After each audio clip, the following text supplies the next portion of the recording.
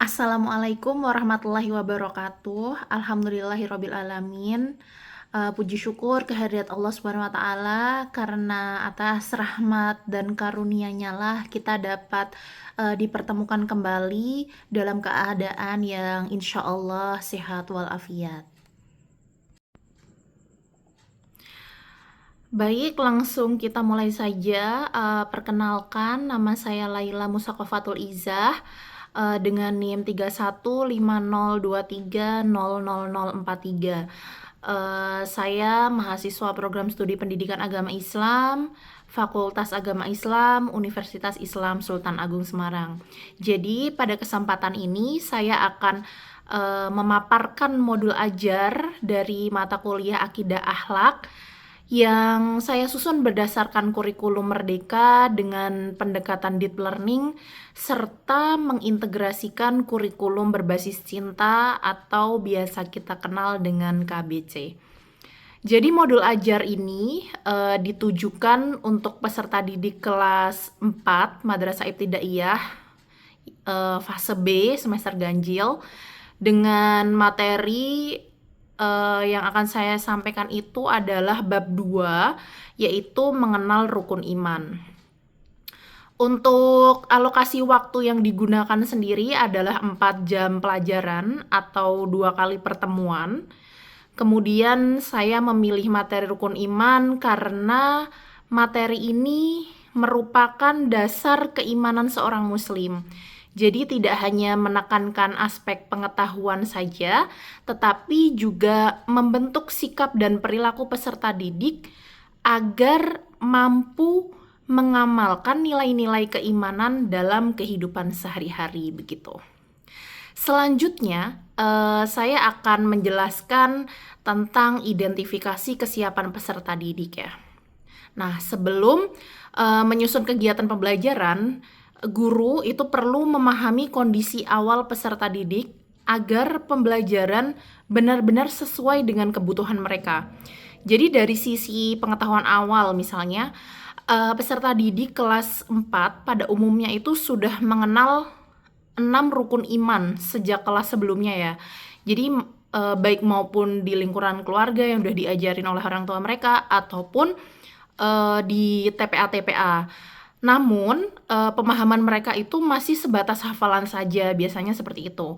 Oleh karena itu, melalui modul ini, diharapkan peserta didik itu diarahkan untuk memahami makna setiap rukun iman, sekaligus mampu menerapkannya dalam kehidupan sehari-hari seperti itu.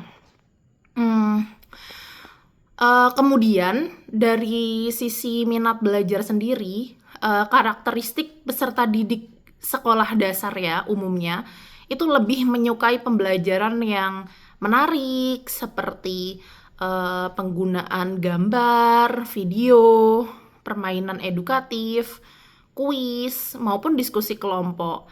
Nah, oleh karena itu, seluruh aktivitas pembelajaran dalam modul ini saya rancang agar lebih aktif, kemudian juga lebih menyenangkan dan tentunya mampu meningkatkan partisipasi peserta didik seperti itu.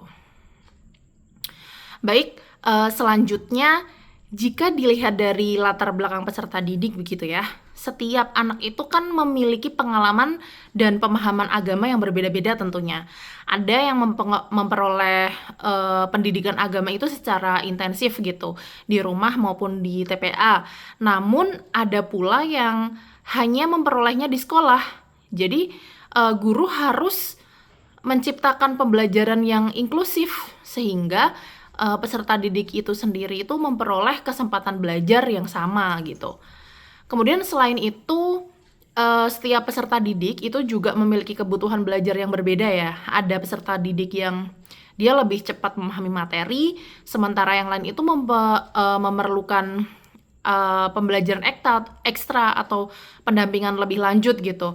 Nah, dalam modul ini itu diterapkan pembelajaran berdiferensiasi, yaitu apa pembelajaran berdiferensiasi itu, yaitu melalui tutor sebaya, misalkan terus diskusi kelompok, terus pendampingan secara individual gitu, serta ada juga pemberian pengayaan gitu bagi peserta didik yang tentunya dinilai telah mencapai tujuan pembelajaran.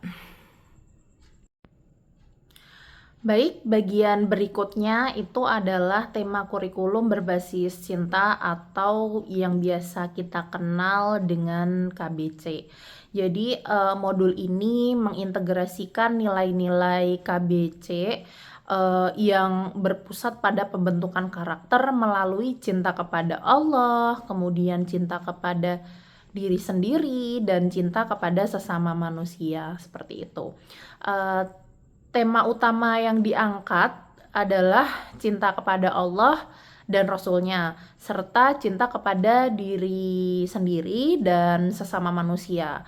Nah, implementasinya itu dilakukan melalui pembelajaran rukun iman yang tidak hanya mengajarkan konsep keimanan, tetapi juga menanamkan kebiasaan beribadah, berkata jujur, menghormati orang tua dan guru, kemudian ada saling membantu, serta membiasakan peserta didik untuk meneladani sifat-sifat Allah melalui apa? Melalui Asmaul Husna.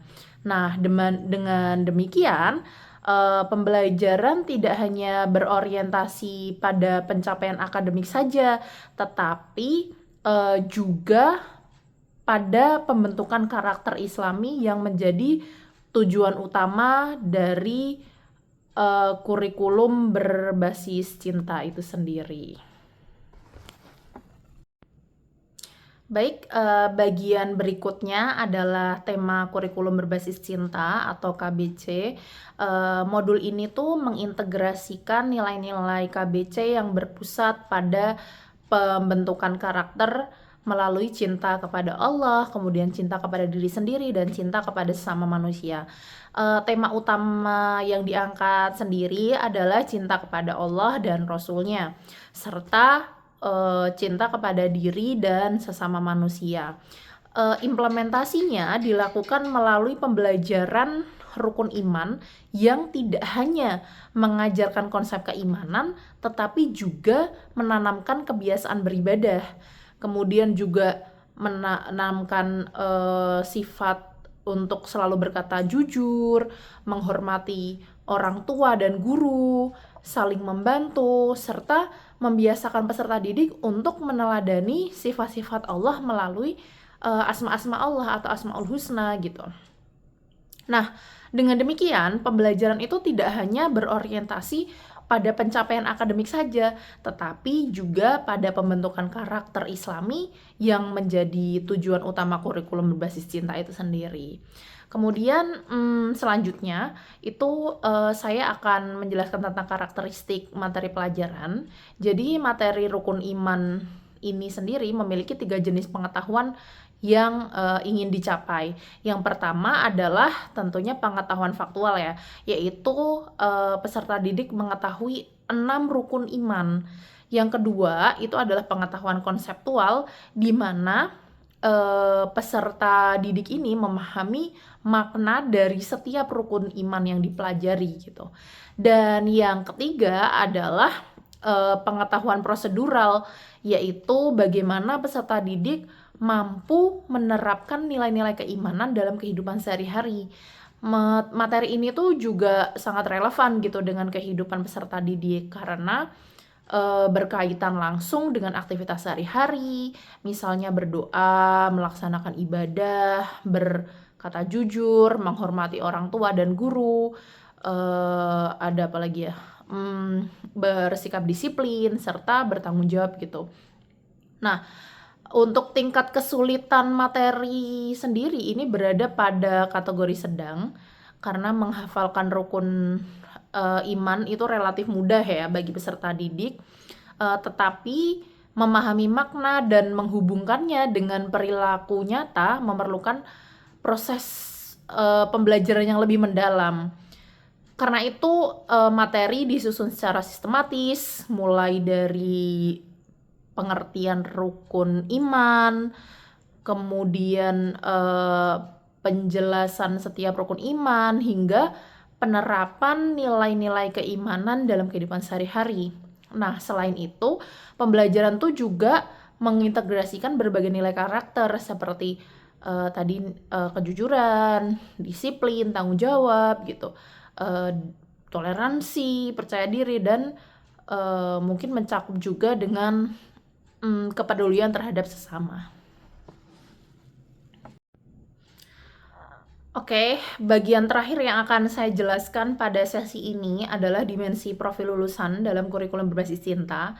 Jadi melalui materi rukun iman ini sendiri, itu peserta didik itu diharapkan memiliki karakter yang sesuai dengan profil lulusan KBC gitu. Dimensi pertama itu yang kita tahu keimanan dan ketakwaan atau hubullah. Jadi peserta didik itu diharapkan semakin yakin terhadap 6 rukun iman serta mampu melaksanakan ajaran agama dengan penuh kesadaran. Untuk dimensi kedua adalah mandiri atau hubunas, yaitu membiasakan peserta didik untuk bertanggung jawab terhadap dirinya sendiri melalui perilaku jujur, disiplin, beribadah, dan lain sebagainya. Kemudian untuk dimensi ketiga sendiri itu adalah kolaboratif dan komunikatif atau hubunas gitu ya, melalui kegiatan diskusi dan kerja kelompok. Jadi peserta didik ini belajar untuk teamwork atau bekerja sama, menghargai pendapat orang lain, juga otomatis belajar berkomunikasi gitu ya secara baik atau secara santun gitu.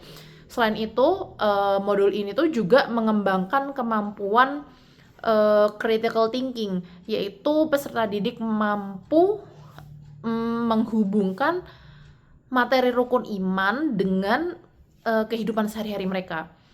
Terus yang terakhir itu ada dimensi kreatif yang diwujudkan melalui misalkan membuat peta konsep atau poster atau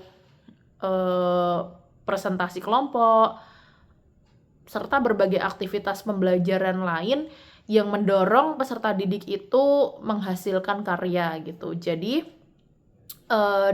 dengan demikian, itu pembelajaran itu tidak hanya berorientasi pada penguasaan materi saja, tetapi juga pada pembentukan karakter, critical thinking, terus kreativitas, dan keterampilan sosial yang dibutuhkan untuk masa depan gitu. Nah, ini penjelasan untuk mengenai identitas modul, kesiapan peserta didik tadi ya, terus tema kurikulumnya, habis itu karakteristik materinya, sama tadi profil lulusannya. Selanjutnya ini nanti saya akan menjelaskan tentang capaian pembelajaran, tujuan pembelajaran, terus budaya madrasahnya, dan yang lainnya. Baik, selanjutnya saya akan menjelaskan bagian desain pembelajaran yang menjadi inti dari penyusunan modul ajar ini. Jadi bagian pertama itu ada CP atau capaian pembelajaran. Jadi capaian pembelajaran ini disusun berdasarkan elemen akidah gitu ya, yaitu peserta didik itu diharapkan mampu memahami makna iman kepada Allah SWT, kemudian malaikat, kitab-kitab Allah, rasul-rasul Allah, hari akhir, serta qada dan qadar.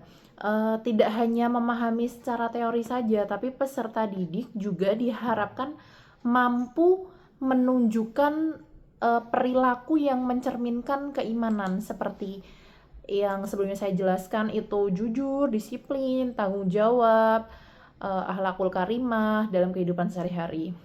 Dengan kata lain, tujuan pembelajaran pada materi ini itu tidak hanya mengejar aspek kognitif saja, tetapi juga menekankan pembentukan sikap dan karakter peserta didik itu sendiri.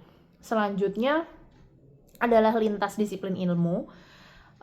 Dalam kurikulum Merdeka sendiri, pembelajaran itu tidak berdiri sendiri ya, tetapi diintegrasikan dengan mata pelajaran lain agar peserta didik memperoleh pengalaman belajar yang lebih utuh. Pada modul ajar ini, materi akidah akhlak itu diintegrasikan dengan beberapa mata pelajaran Yang pertama ada bahasa Indonesia tentunya, kemudian melalui kegiatan ini tuh bisa menyampaikan hasil diskusi maupun presentasi secara lisan dan tertulis gitu, sehingga kemampuan komunikasi peserta didik itu ikut berkembang. Yang kedua itu diintegrasikan dengan mata pelajaran pendidikan Pancasila melalui pembiasaan sikap toleransi, tanggung jawab, gotong royong, dan saling menghargai selama proses pembelajaran. Kemudian yang ketiga itu dengan IPAS, yaitu dengan mengajak peserta didik mengamati alam sebagai bukti kebesaran Allah, sehingga mereka itu semakin menyadari hubungan antara ilmu pengetahuan dan keimanan. Nah, terus ada juga integrasinya dengan mata pelajaran seni budaya, yaitu melalui kegiatan yang sebelumnya saya jelaskan, itu kayak membuat poster, peta konsep tentang rukun iman, sehingga peserta didik ini dapat mengekspresikan kreativitasnya gitu. Nah, integrasi ini itu tuh diharapkan membuat pembelajaran menjadi lebih kontekstual dan tentunya bermakna. Untuk bagian berikutnya itu TP atau tujuan pembelajaran. Jadi modul ini tuh dirancang untuk 2 kali pertemuan ya. Pada pertemuan pertama, peserta didik itu diharapkan mampu menjelaskan pengertian rukun iman, menyebutkan 6 rukun iman secara berurutan, kemudian memahami makna setiap rukun iman, serta menunjukkan sikap percaya diri selama mengikuti pembelajaran. Nah, kemudian pada pertemuan kedua, peserta didik itu diharapkan mampu menjelaskan manfaat beriman dalam kehidupan sehari-hari, memberikan contoh perilaku yang mencerminkan keimanan, mempresentasikan hasil diskusi kelompok, atau bisa menunjukkan sikap kerjasama, tanggung jawab, dan percaya diri. Nah, penyusunan tujuan pembelajaran ini dilakukan secara bertahap, dimulai dari memahami konsep, kemudian menerapkan konsep tersebut dalam kehidupan sehari-hari. Kemudian kita lanjut kepada kriteria ketercapaian tujuan pembelajaran atau KKTP. KKTP sendiri digunakan sebagai acuan untuk mengetahui apakah tujuan pembelajaran itu telah tercapai atau belum gitu ya. Jadi peserta didik itu dinyatakan berhasil apabila mampu menjelaskan pengertian rukun iman dengan benar, kemudian menyebutkan 6 rukun iman secara urut gitu ya, tanpa dibantu, kemudian juga memahami makna masing-masing rukun iman, memberikan minimal 5 contoh perilaku beriman dalam kehidupan sehari-hari, bisa menyebutkannya gitu. Terus juga aktif dalam diskusi kelompok, serta mampu mempresentasikan hasil diskusi dengan percaya diri. Nah, melalui KKTP ini, guru dapat menilai keberhasilan peserta didik secara lebih objektif karena indikator pencapaiannya telah ditentukan sejak awal pembelajaran. Oke, bagian berikutnya adalah iklim dan budaya madrasah. Jadi modul ini tuh dirancang untuk mendukung terciptanya budaya madrasah yang tentunya religius, aman, nyaman, dan menyenangkan.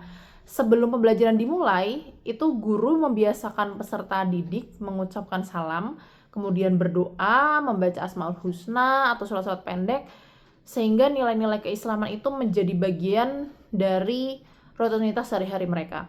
Nah, selain itu, guru juga membangun budaya saling menghargai, teamwork, kerjasama, disiplin, jujur, dan lain sebagainya. Dengan demikian, peserta didik itu tidak hanya belajar mengenai konsep keimanan, tapi juga membiasakan diri menerapkannya dalam kehidupan sehari-hari, baik di lingkungan madrasah maupun di luar sekolah. Oke, selanjutnya saya akan menjelaskan kerangka pembelajaran yang digunakan dalam modul ini ya. Jadi model pembelajaran yang dipilih itu, yang saya pilih adalah problem based learning atau PBL yang dipadukan dengan cooperative learning. Alasan saya memilih kedua model tersebut itu adalah karena peserta didik itu tidak hanya menerima materi dari guru aja, tapi juga diharapkan aktif mengamati, berdiskusi, memecahkan masalah, atau punya skill problem solving, serta menyampaikan hasil belajar bersama teman satu kelompok gitu. Nah, dengan model ini itu diharapkan kemampuan berpikir kritis, komunikasi, dan kerjasama peserta didik itu dapat berkembang secara optimal. Kemudian, selain menggunakan model PBL sendiri, modul ini tuh juga menerapkan pendekatan deep learning, yaitu di mana pembelajaran yang menekankan pengalaman belajar yang lebih sadar, bermakna, dan menyenangkan gitu ya. Nah, pendekatan pertama sendiri itu adalah mindful learning. Jadi pada tahap ini tuh guru mengajak peserta didik mengamati gambar, misalnya gambar anak yang sedang berdoa, melaksanakan sholat, atau membantu orang tua. Nah, dari gambar tersebut, itu peserta didik tuh diarahkan untuk menghubungkan aktivitas tersebut dengan nilai-nilai keimanan. Nah, untuk pendekatan kedua itu adalah ada meaningful learning. Jadi pada tahap ini tuh peserta didik menghubungkan materi rukun iman dengan pengalaman nyata yang mereka alami setiap hari, seperti berdoa sebelum belajar, bersyukur pada Allah, dan lain sebagainya. Kemudian untuk pendekatan yang ketiga itu ada joyful learning, yaitu pembelajaran dirancang agar menyenangkan gitu, agar joyful melalui penggunaan ya media digital gitu ya. Ada video pembelajaran, ada game edukatif, ada kuis, diskusi kelompok, dan lain sebagainya gitu. Nah, oke. Selanjutnya itu ada metode pembelajaran. Jadi untuk mendukung tercapainya tujuan pembelajaran gitu ya, guru tuh menggunakan berbagai metode. Ada banyak ya metode, ada tanya jawab, ceramah interaktif, presentasi, demonstrasi, macam-macam ya, ada game edukatif tadi gitu. Nah, penggunaan metode yang bervariasi ini itu tuh bertujuan agar peserta didik itu tidak monoton dan mampu apa ya, ya menyenangkan gitu lah. Nah, kemudian modul ini tuh juga menerapkan pembelajaran berdiferensiasi gitu. Jadi pada diferensiasi konten itu materi disampaikan melalui berbagai media. Ada seperti gambar, video, PowerPoint, cerita Islami maupun kartu rukun iman gitu, sehingga peserta didik itu bisa memilih gitu. Kemudian pada diferensiasi proses sendiri itu peserta didik itu belajar secara individu gitu maupun kelompok ya, sesuai dengan kemampuan masing-masing. Jadi guru itu juga memberikan pendampingan khusus kepada peserta didik yang membutuhkan bantuan. Kalau misalkan enggak ya bisa belajar sendiri gitu. Nah, sedangkan pada diferensiasi produk sendiri, peserta didik itu diberikan kebebasan menunjukkan hasil belajarnya, baik melalui kreativitas, bentuk presentasi, poster, segala macam ya. Nah, dengan strategi ini, setiap peserta didik itu memperoleh kesempatan untuk berkembang sesuai dengan potensi yang dimilikinya. Nah, selanjutnya itu ada kemitraan pembelajaran. Jadi keberhasilan pembelajaran itu tentu tidak hanya bergantung pada guru ya. Jadi kalau di lingkungan sekolah itu guru bekerja sama dengan macam-macam hal, ada perpustakaan, berbagai media gitu. Sementara itu kalau di lingkungan keluarga itu orang tua tuh diharapkan mendampingi peserta didik mengulang materi di rumah gitu, seperti membiasakan anak melaksanakan ibadah dan menerapkan nilai-nilai keimanan dalam kehidupan sehari-hari. Nah, kolaborasi antara sekolah dan keluarga ini diharapkan mampu memperkuat pembentukan karakter peserta didik itu sendiri. Untuk bagian terakhir pada desain pembelajaran itu adalah lingkungan belajar dan pemanfaatan teknologi digital ya.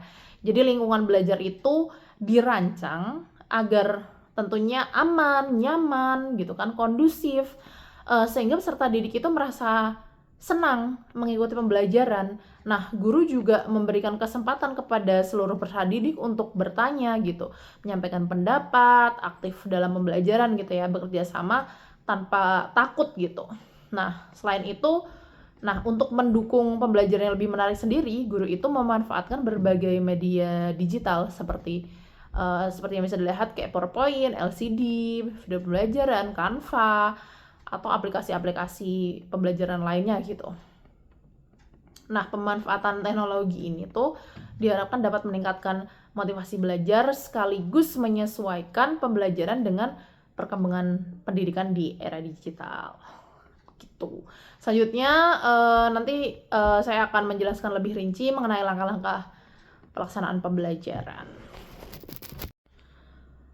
Baik, selanjutnya saya akan menjelaskan langkah-langkah pelaksanaan pembelajaran yang terdapat pada modul ajar yang saya buat ini. Jadi pada modul ini pembelajaran itu dilaksanakan dalam 2 kali pertemuan dengan alokasi waktu masing-masing itu 2 jam pembelajaran, 2 jam pelajaran atau 70 menit. Jadi seluruh kegiatan tuh dirancang menggunakan PBL ya, PBL Problem Based Learning, dipadukan dengan Cooperative Learning, dan juga menerapkan pendekatan deep learning yang meliputi tadi ya ada mindful learning, meaningful learning, dan joyful learning. Nah, untuk pertemuan pertama itu topiknya mengenai mengenal pengertian dan 6 rukun iman. Jadi pada pertemuan pertama fokus pembelajaran adalah itu agar peserta didik memahami pengertian rukun iman, kemudian mengetahui 6 rukun iman secara berurutan, serta memahami makna dari masing-masing rukun iman. Nah, kemudian untuk kegiatan pendahuluan, itu kegiatan pembelajaran diawali dengan guru mengucapkan salam, mengajak peserta didik berdoa bersama, mengecek kehadiran, serta memastikan kondisi kelas sudah siap untuk belajar gitu. Nah, tahap ini penting karena selain membangun suasana belajar yang kondusif, guru itu juga menanamkan pembiasaan religius sebagai bagian dari budaya madrasah.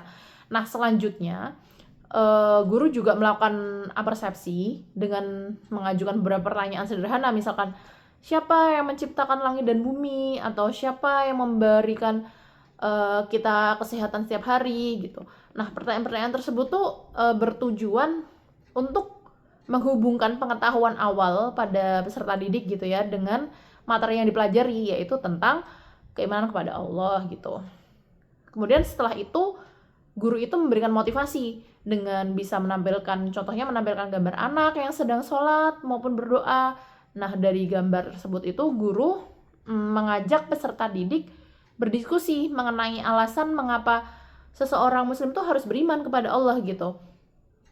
Jadi pada tahap ini guru tuh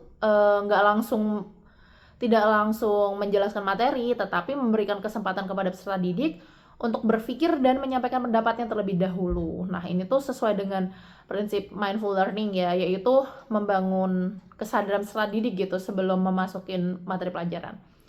Nah, selanjutnya guru tuh bisa menyampaikan tujuan pembelajaran sehingga peserta didik tuh tahu kompetensi apa saja yang harus dicapai selama proses belajar berlangsung gitu.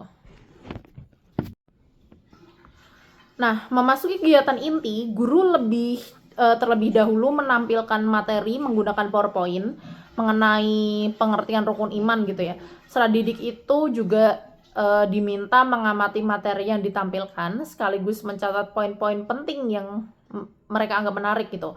Nah, setelah kegiatan mengamati selesai, guru membuka sesi tanya jawab sehingga peserta didik itu dapat mengajukan pertanyaan gitu ya yang sesuai dengan materi, terutama yang belum dipahami. Terus pada tahap ini tuh tujuannya tuh untuk melatih rasa ingin tahu sekaligus membiasakan peserta didik aktif gitu selama proses pembelajaran. Nah, selanjutnya guru juga menjelaskan 6 rukun iman beserta makna setiap rukun imannya gitu. Terus memberikan contoh-contoh yang dekat sama kehidupan peserta didik gitu. Misalkan kayak pentingnya berdoa, terus pentingnya menghormati orang tua, guru gitu kan. Pokoknya implementasi nilai-nilai Islam gitu. Nah, dengan cara ini peserta didik itu tidak hanya menghafal 6 rukun iman saja ya, tapi juga memahami bagaimana nilai tersebut itu diterapkan gitu dalam kehidupan mereka. Nah, ini juga sesuai dengan penerapan meaningful learning, yaitu menghubungkan materi dengan pengalaman sehari-hari peserta didik gitu. Nah, setelah itu, setelah guru itu memberikan penjelasan, peserta didik itu bisa dibagi menjadi 6 kelompok. Masing-masing kelompok memperoleh 1 kartu yang berisi 1 rukun iman. Kemudian setiap kelompok diminta untuk mendiskusikan 3 hal, yaitu menjelaskan arti rukun iman yang diperoleh, memahami maknanya, dan memberikan contoh perilaku yang sesuai dengan rukun iman tersebut. Nah, melalui kegiatan ini, peserta didik itu belajar bekerja sama, berdiskusi, menghargai pendapat teman, juga melatih kemampuan komunikasi gitu ya. Setelah diskusi selesai, setiap kelompok diminta untuk mempresentasikan hasil diskusinya di depan kelas. Nah, guru kemudian memberikan penguatan terhadap jawaban peserta didik serta meluruskan apabila masih terdapat pemahaman yang kurang tepat gitu. Nah, agar pembelajaran lebih menyenangkan, guru itu bisa mengajak peserta didik mengikuti permainan edukatif seperti susun rukun iman. Jadi kayak guru membagikan kartu yang berisi nama-nama rukun iman kepada setiap kelompok. Terus kemudian peserta didik itu diminta menyusun kartu tersebut gitu ya sesuai urutan yang benar. Terus habis itu kelompok yang paling cepat atau paling tepat memperoleh penghargaan gitu berupa bisa tepuk tangan atau kayak bintang prestasi gitu. Terus permainan sederhana ini tuh juga tujuannya memperkuat pemahaman peserta didik gitu tanpa membuat mereka kayak merasa seperti sedang ujian gitu. Terus kemudian selain permainan, guru itu juga bisa memberikan ice breaking berupa kayak tepuk rukun iman dan lain sebagainya. Jadi kegiatan itu dilakukan agar suasana kelas tuh kembali fokus gitu dan peserta didik itu tetap antusias gitu ya sampai akhir pembelajaran. Nah, untuk kegiatan penutup sendiri itu pada akhir pembelajaran guru tuh mengajak peserta didik melakukan refleksi gitu ya. Guru memberikan beberapa pertanyaan gitu, misalkan apa yang kalian pelajarin hari ini? Apa manfaat mempelajari rukun iman? Terus kemudian melalui refleksi tersebut, itu tuh juga guru dapat mengetahui gitu sejauh mana pemahaman peserta didik gitu terhadap materi yang sudah diajarkan. Nah, selanjutnya guru itu bersama peserta didik bisa menyimpulkan materi yang telah dipelajari gitu. Sebagai tindak lanjut itu, peserta didik juga bisa diberikan tugas gitu menghafalkan 6 rukun iman serta urutannya untuk bisa dipelajari di rumah gitu. Kemudian pembelajaran bisa ditutup dengan baca hamdalah dan doa.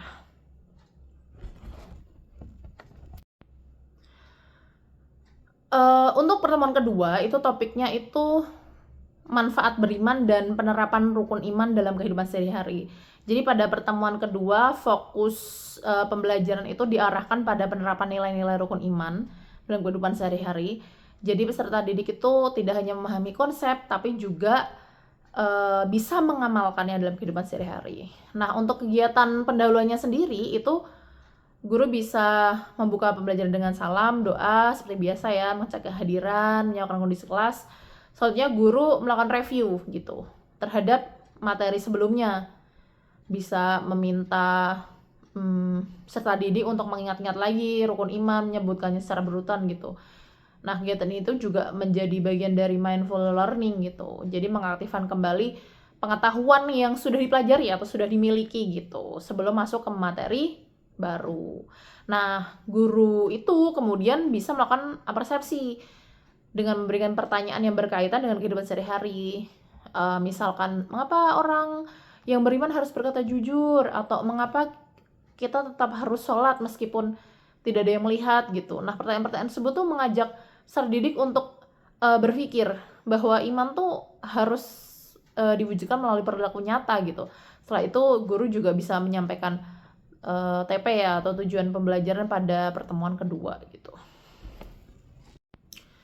Selanjutnya untuk kegiatan inti itu guru menampilkan beberapa gambar, misalkan anak membantu orang tua, anak sedang sholat, berbagi makanan gitu kan.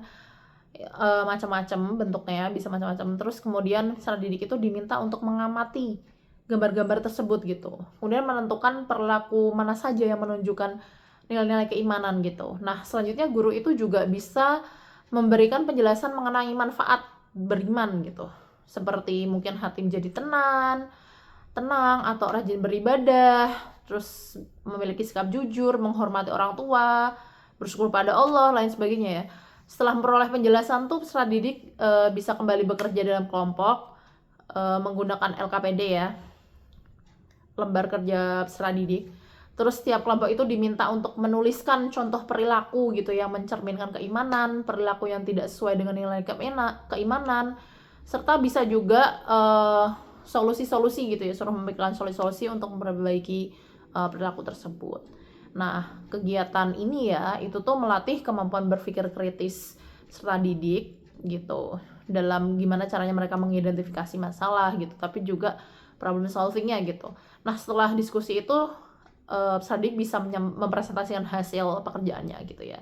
Nah, nanti guru bisa mengapresiasi sekaligus memberikan umpan balik gitu dari hasil presentasi, hasil diskusi gitu kan. Sehingga peserta didik itu memperoleh pemahaman yang tepat gitu. Kemudian untuk meningkatkan motivasi belajar, itu guru menutup kegiatan inti dengan permainan ranking 1. Jadi siapa yang paling beriman gitu kan. Guru memberikan beberapa pertanyaan singkat seputar materi rukun iman. Kemudian peserta didik itu yang menjawab dengan benar itu bisa tetap mengikuti permainan, sedangkan yang salah itu bisa duduk gitu. Hingga diperoleh satu peserta didik yang bisa menjawab seluruh pertanyaan gitu atau terakhir gitu kan. Jadi pemenangnya. Nah, selain membuat pembelajaran lebih menyenangkan, itu juga dengan games ini bisa menjadi evaluasi sederhana gitu. Sejauh mana peserta didik itu paham terhadap materi yang kita sampaikan gitu.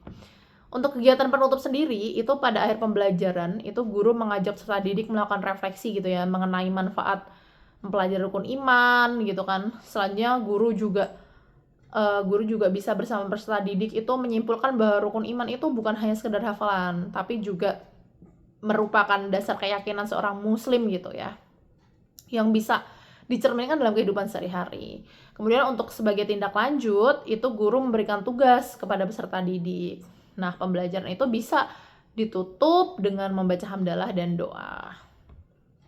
Nah, jadi melalui rangkaian kegiatan tersebut ya, itu saya berharap tuh peserta didik tidak hanya memahami konsep rukun iman secara teoritis saja, tetapi juga mampu menginternalisasikan nilai-nilai keimanan dalam kehidupan sehari-hari mereka gitu. Tentunya dengan pembelajaran yang bermakna, yang aktif, menyenangkan gitu ya. Nah, selanjutnya itu saya akan menjelaskan tentang asesmen pembelajaran. Terus ada rubrik penilaian, ada pengayaan, dan lain sebagainya.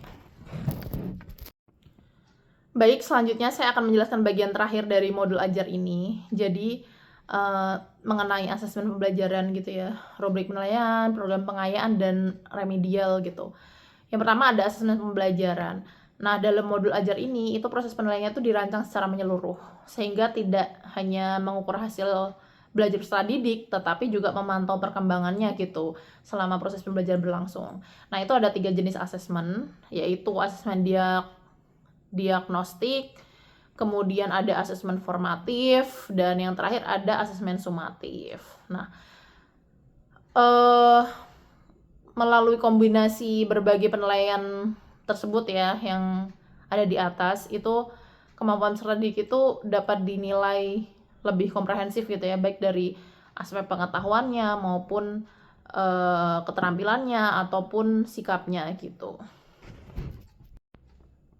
Nah, setelah menentukan bentuk asesmen gitu ya, modul ini tuh juga dilengkapi dengan rubrik penilaian agar proses evaluasi berlangsung secara objektif dan terarah gitu. Jadi rubrik yang pertama itu adalah penilaian sikap. Jadi berbagai aspek yang dinilai itu meliputi ada sikap religius, ada disiplin, tanggung jawab, teamwork, kerjasama, dan kesantunan gitu.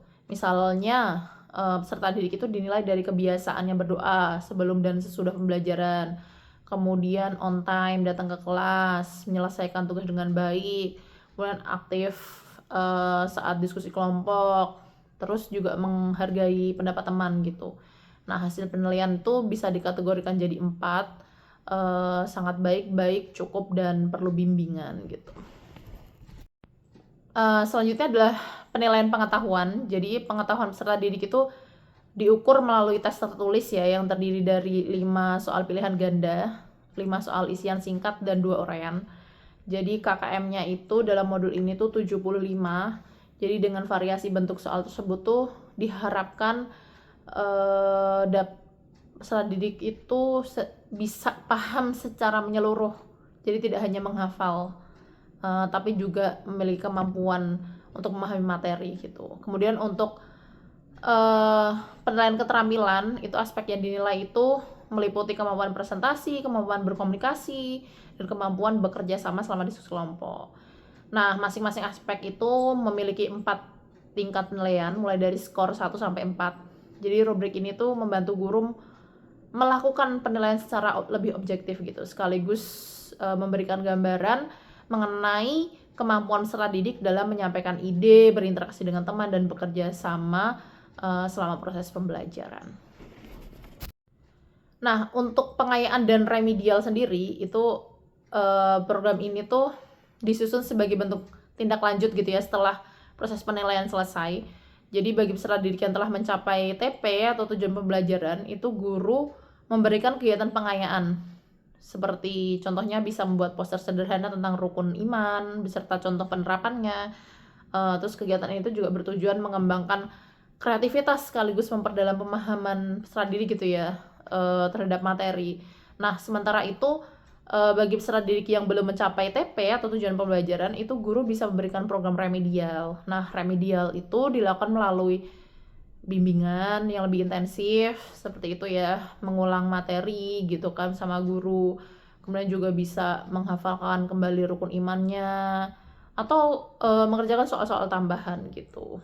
Jadi seluruh peserta didik itu memperoleh kesempatan yang sama gitu untuk mencapai tujuan pembelajaran, karena kan kemampuannya beda-beda gitu ya.